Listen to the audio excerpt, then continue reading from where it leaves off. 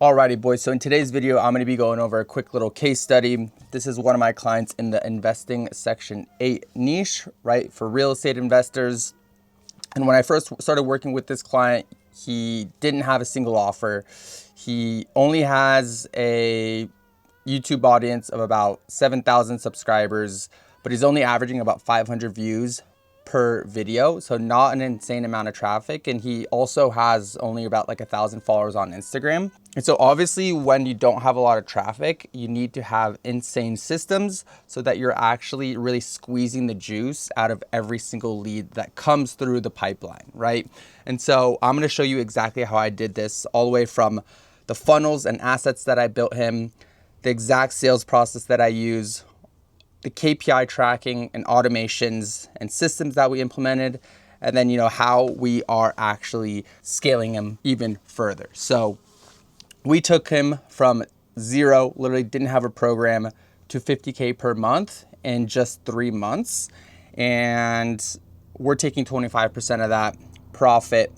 And so let's dive right into it. So he takes care of all the content. Obviously, we consult him and really help him, make sure that the content that he is making is actually converting. We also helped him, craft an extremely irresistible offer that actually gets people super interested. But I really wanted to just focus on the tactical stuff and things that are a lot more tangible that I can really explain into depth. So the first aspect of that is obviously his funnels and his assets. The key with this, right, the key point is that you really want to focus on getting quality leads over quantity, right? Because if, let's say you're getting 100 different leads, 90% of them are unqualified, you're going to be spending a lot of time spinning your wheels trying to actually get to the ones and get in touch with the ones that are actually qualified, have money, and would be a good fit for the program. And so it's really important to actually have a really great way to filter this and filter these people through your actual funnel. And so, few qualified leads obviously is a lot better than lots of unqualified leads, because at this point you should know who your prospects are better than they know themselves, right? You should know exactly what their pain points are. You should know exactly what they're looking for, and so on and so forth, so that you can obviously offer that to them. So the offer is exactly what they need, and we know it, right? But they need more information, and we need to actually educate them, right? Because someone who's uneducated or confused is never going to actually buy. So our goal here is to actually create a process which they'll go through and guide them towards making that decision, right? Which is the whole point of the funnel to begin with. The process that we kind of take them through that actually gets them to convert is, we come up with different lead magnets and sales assets that are really made to not only attract the right prospect, but also educate them, right? So I like to call them attention gaining sales assets, and then attention converting sales assets. So attention gaining is like a lead magnet where you really get their attention, you get them interested. And then attention converting sales assets is like a VSL, where you're really converting them and you're getting them to actually take action on what you're looking for. So we obviously come up with those for a client, which obviously nurtures them. It gets them to convert. It gets them on a sales call. From there, we implement objectionless sales scripts, right? Because our offer is so good, we really frame the sale and pre-handle a lot of those objections in our funnel before the sales call even takes place. From there, we have sales systems, and then we're going to obviously close them, and they're going to become a client. So this is kind of what our funnel looks like. And so let's get into it right now. So we created 2 different funnels for this client. One was a VSL funnel, which a lot of people are familiar with. And the next one is a free community funnel. I'm going to break down the exact specifics on this. So this is the exact funnel that I built for my client. Super, super simple. Right at the top, we just have our offer statement. We're teaching and getting our prospects interested in learning how to build passive income with guaranteed government-backed rents without having to chase tenants, worry about missed payments, or dealing with constant turnover, right? And so the clear statement is exactly what we're going to help them with at the top. And then the sub headline is kind of a without statement. So I always like to start my subheadlines with this without, and this addresses, the risk reversal and talks directly to their pain points, right? Because we're basically guaranteeing them these results without having to deal with their pain points, right? And so if you know and understand your prospect, you can really hit on these pain points, and it's going to get them to actually watch this video, which is obviously our VSL. From there, we have the apply now where they can opt in. And then we have, clear proof, case studies, and testimonials under that. It's literally the most simple landing page. You do not need to complicate your landing pages. And so literally just as simple as this has allowed us to print 50K in a single month with this client. So the VSL, it really just explains the product and service. It uncovers their pain points, right? We want to address them. From there, we really bridge that gap and talk about their desired outcome, how investing Section 8 can really help them. From there, we obviously present them our irresistible offer, right? We talk about it in the VSL, and then we back it up with a ton of proof in the VSL, right? So kind of the framework that I like to use in my VSLs is a pattern interrupt to grab their attention, right? A really strong hook. We start getting them in that dream state right away. From there, we agitate the problem and all of the different pain points that they're currently dealing with and going through. From there, we introduce our unique mechanism and why our solution is different from everyone else in the marketplace. We show undeniable proof. Then we break down the exact process of how we've been able to get our case studies and how our unique mechanism really works. From there, we offer stack, present all the deliverables, the bonuses, all the value in the program. We do like to reveal the price in our VSL as well, like that. It filters out, right, those unqualified leads. They're not going to book a call if they know that they can't afford it. We present from there a guarantee and the risk reversal, and then we add some urgency and a call to action to really get them to take action and submit an application and book a call, right? So from there, obviously, that's where they opt in. And there's our calendar and our qualifying, which is, a type form or any type of form. So, we want to get people to book in who are qualified, and we're calling it a discovery call where they can learn more about our offer and see if they're a good fit.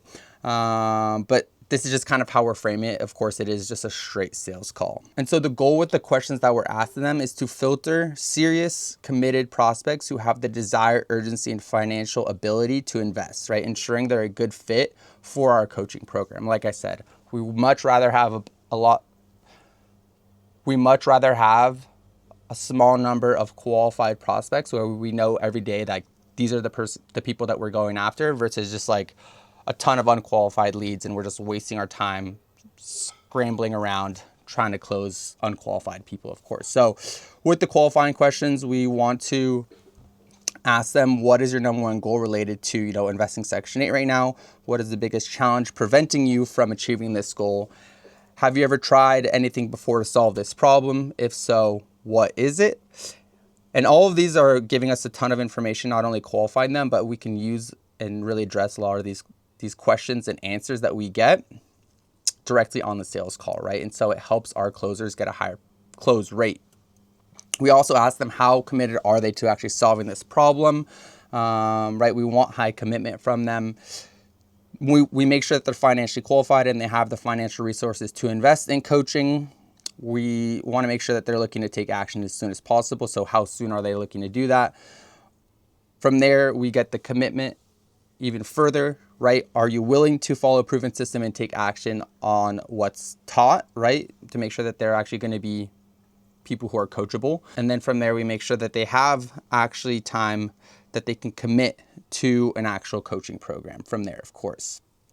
So from there, obviously, we get the qualifying questions, they book a call, and then we go straight into pre-call nurturing. A lot of people do not do this, and we need to make sure that our prospects are as educated and as nurtured as possible so that we can have the quickest and easiest sales process as possible, of course. So what our pre-call nurturing in our process looks like is, we let them know that their strategy session is booked.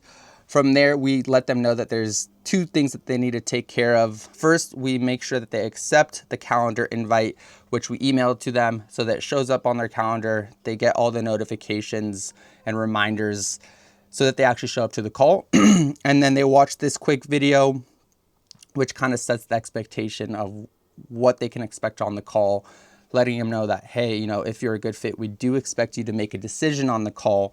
And this is actually a pretty short 2 to 3 minute video, kind of setting the expectations and letting them know the next steps. We also let them know that someone from our team, a triager, is going to call them to, build trust, build rapport, further qualify them, ask them if they have any questions that we can let the closer know about, and things of that nature. And obviously that triaging call is really just to further make sure that they show up to the actual call. And so we let them know to expect a call. From there, we do let them know that there's a bonus step that, our client created this video just for you. Click the button to get insights onto the most powerful system that he's ever made, right? Which is his coaching program. So this is actually really where the nurturing takes place. They can go to watch this video. And this is a 15-minute long nurturing process where we just further show proof, let them know why investing in Section 8 is the best investment strategy. It really goes into a lot more detail on his offer, how he helps, the steps he takes them through, and just further nurtures and educates them. And so this is super, super important. So that's the entire VSL funnel. A lot of people get parts of this right and miss out a lot of these key components. But VSL funnels are pretty easy if you know what you're doing. And if you follow these steps, you can absolutely be printing with them. And I'm going to be going into a lot more detail on, the exact sales process once they go through that funnel and the call is booked. But from there, we're also running paid ads. And so we're actually running paid ads directly to our free community funnel. And we've gotten about 700 leads at a cost of like $2 to $3 per lead going directly into our free community funnel. And this free community is just a community on Skool where there's a course, and that course is really just there to educate people, nurture people, build that trust, and just give our client even more authority, right? And so this is the entire funnel and how you should be running a free community funnel. So we have, different commission-based setters DMing people on his Instagram, things of that nature to get people in the free community. He's got his YouTube channel also pointing people to the free community. Like I said, we also have attention gaining sales assets, which is the paid ads that I was talking about, which is pointing people directly to the free community. So the first step is obviously getting attention. From there, we're inviting people to the free community. The lead requests to join. They get accepted into the group by our setters. To actually get access to the group, we're collecting their emails and phone numbers. So this actually allows us to retarget them. So not only are we putting a broad audience and pushing people into the free community, but we're also retargeting anyone that's in the community with further retargeting ads. From there, they get a 6 to 12 email sequence where this is complete automated, pre-written emails, and they're getting a ton of value. They're seeing our social proof. We're educating them on Section 8. We're building more trust, and we're breaking their limiting beliefs, right? And so that's really what that is for. From there, they can obviously opt in and book a call. There's different CTAs in those emails. But beyond that, as soon as someone joins or, a lead joins the community, we have a growth specialist. It's basically, just a setter. They start the conversation with them in the DMs within 10 to 30 minutes of them joining, right?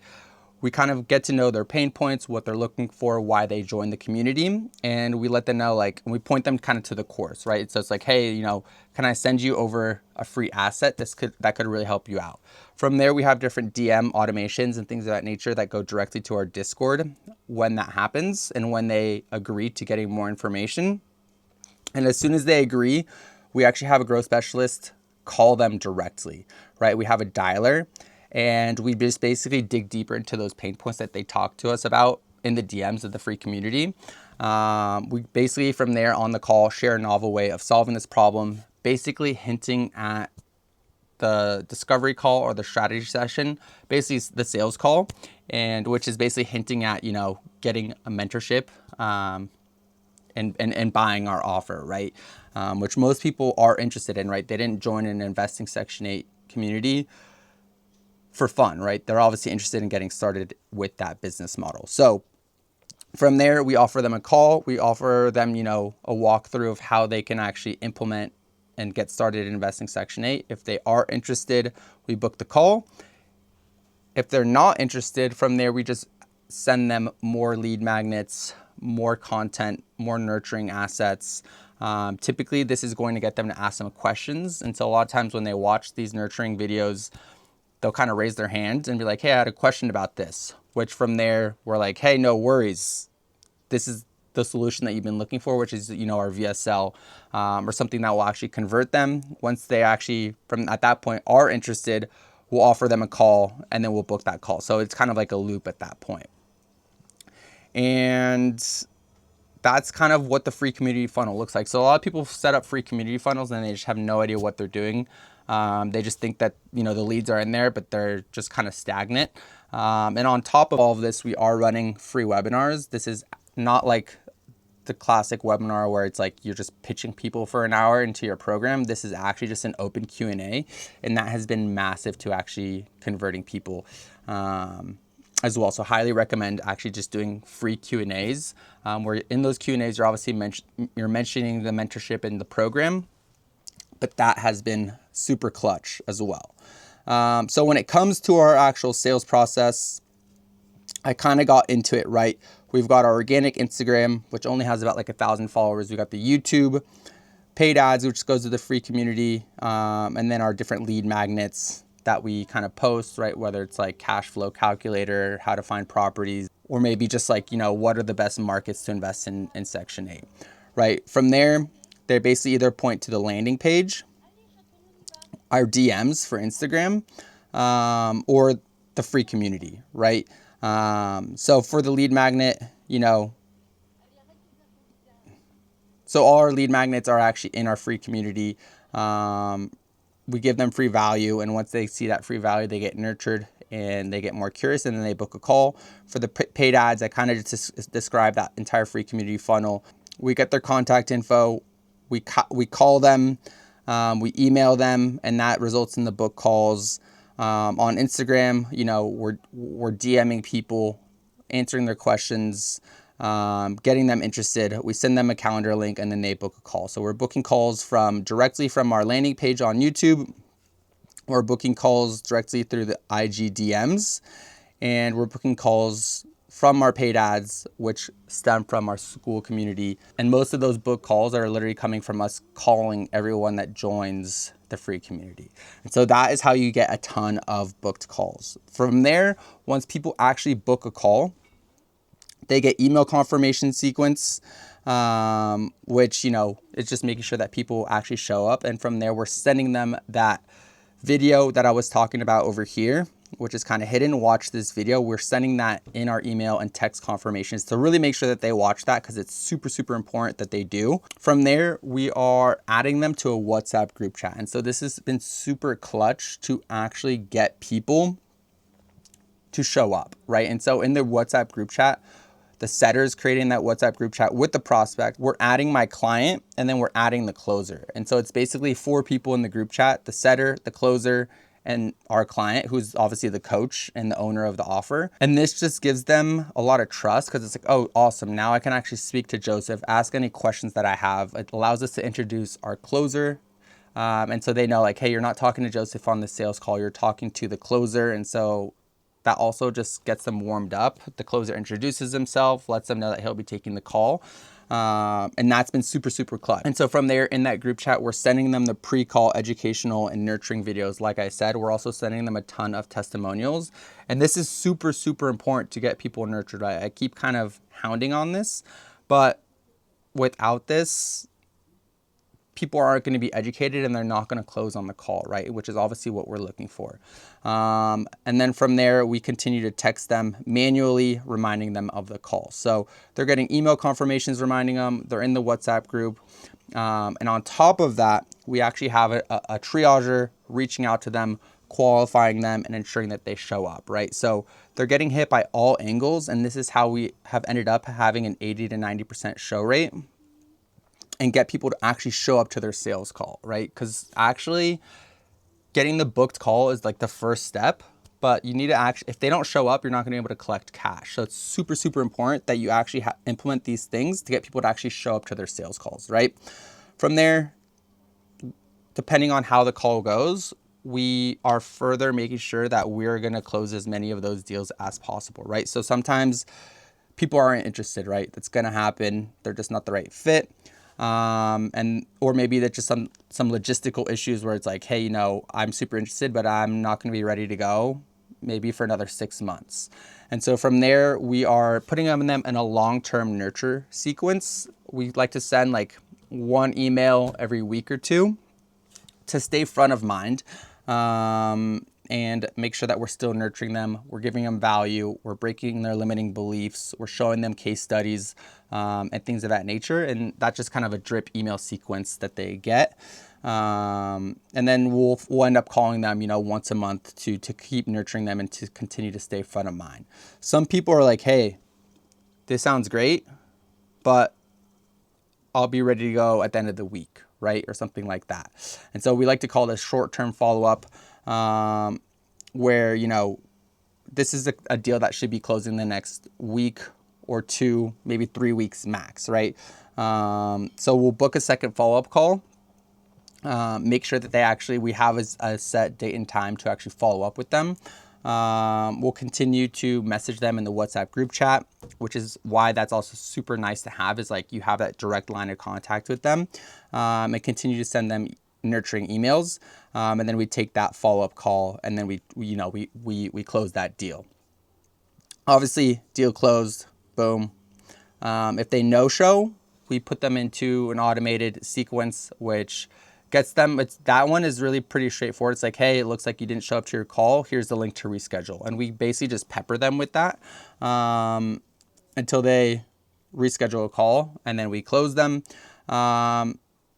If they're not qualified, we also have a downsell offer, which is basically like, hey, you know, you get our course in our community, but you don't really get the one-on-one help from our client. And that's a lot cheaper. But, you know, the goal here is to really just squeeze the juice out of every lead and cash collected as possible. And so that is how we are really ensuring that we are closing as many deals as possible. And so by now it's probably pretty clear to you that we have a bunch of setters. There's some setters in the IG DMs. There's some setters in the free school community. There's some setters dialing. There's some setters triaging, right? And the setting is probably one of the most important aspects, right? Because the closing is like, if all of this is done correctly, they're going to be nurtured, educated, and things of that nature from the funnels and assets that we created. And the whole setter's job is to book as many calls as possible with qualified prospects and actually get as many people to show up as possible, right? And that's kind of like the hardest part in the sales process, in my opinion. So I'm going to quickly break down how we are managing our setters, right? Because this is super, super important. And so as soon as a lead opts in, a setter hops on them, whichever setter is working and available at that point. It's like a free for all, right? We don't divide leads up and try to spread them evenly. We like to let the setters that are working the hardest claim as many leads as possible, right? So the setter assigns themselves to the lead. They kind of understand, where did the lead come from? Did they come from the school community? Did they come from YouTube? Did they come from Instagram?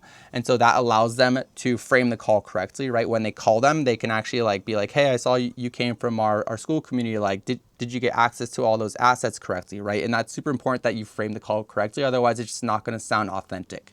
So from there, if they answer, they follow our phone setting script and framework, and they manually book the call into the closer's calendar.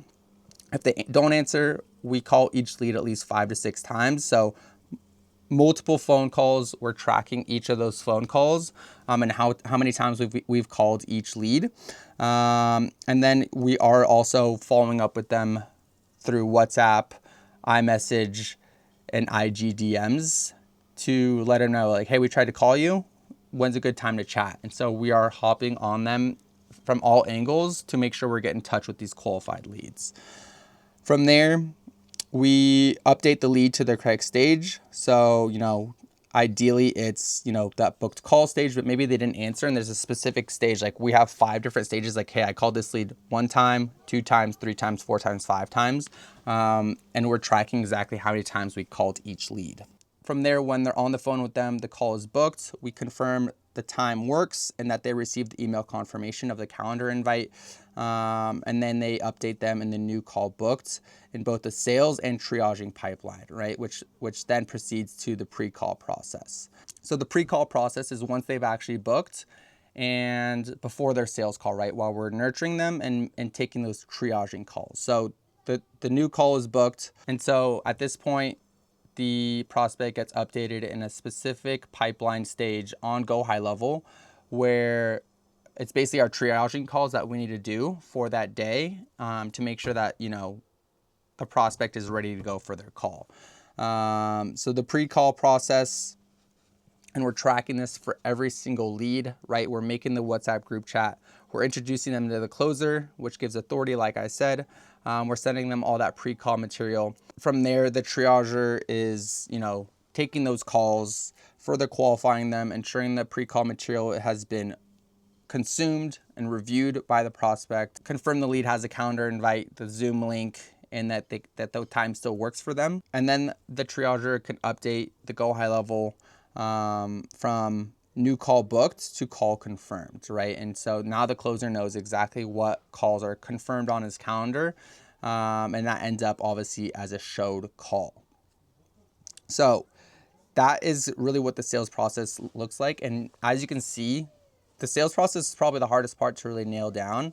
But once you actually get these systems in place, you train the setters, triagers, and closers on this system, it's pretty much bulletproof, right? And there's not going to be any leaks or gaps in your systems. Prospects are nurtured, they're qualified, and you're going to be able to close deals like literally on autopilot. And once you set the system up, you can basically just kick your feet up and watch it go to work, right? Obviously, you're managing and staying on top of setters, making sure that they're actually following through on these protocols, but it's honestly not hard. It doesn't take more than like an hour to a day, right? And so from there, the last thing that we really take care of is the KPI tracking and automation.